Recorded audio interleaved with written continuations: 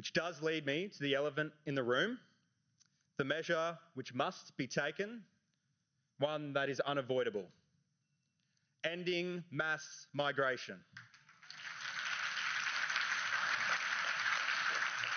There is something happening in this country now, and around the world, in fact.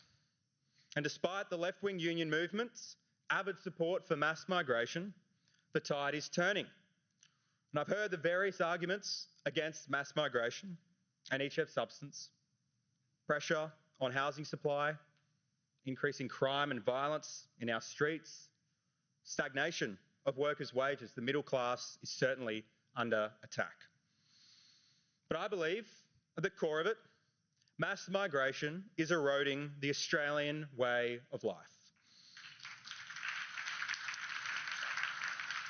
Our values, our morals, and our common purpose. Our country, Australia, is not a land of foreigners. It's a land of settlers, of explorers, and of stewards, people of a common culture.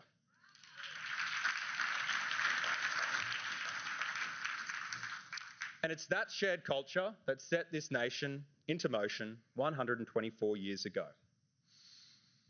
And those who come across the seas must buy into that culture, not as a preference, but as a requirement. No society in human history has withstood the perils of irreconcilable cultural differences, and this is our dilemma.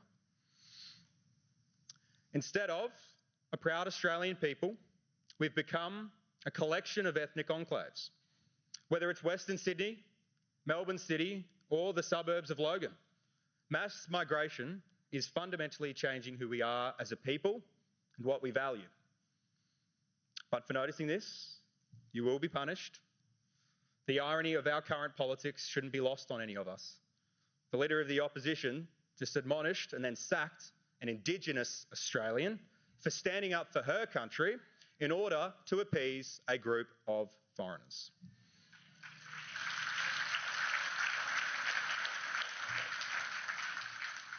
This is the uncomfortable reality of what's transpiring here in Australia. We have an identity crisis, and we're told to stay silent about it. So therein lies the task, my friends, our identity crisis.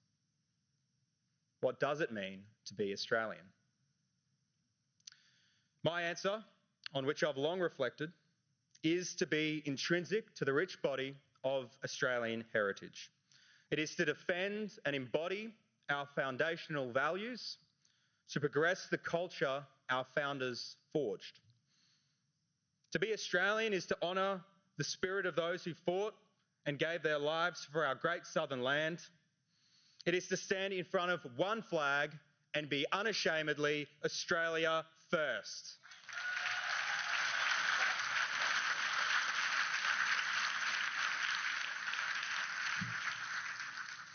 Now is not the time to be a quiet Australian. There is no nobility in that. We mustn't cower to those who seek the destruction of our nation. We must transcend the fear of labels, labels which change not one thing about the fact that our country is in great peril. Peril which, I must remind you, is not final. Our country can be resurrected. I can see an Australia which holds a proud national identity, of common values, of vibrant education and strong families, where children are proud to be Australian and adults are proud to defend Australia.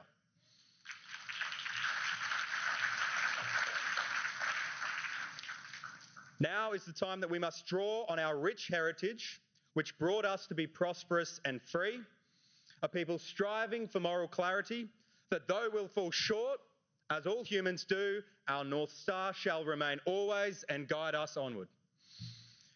We must rise up in confidence and boldly proclaim the truth that we hold dear.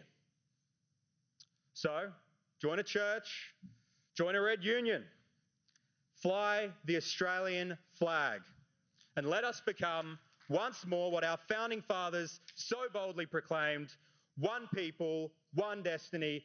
God bless Australia. Thank you.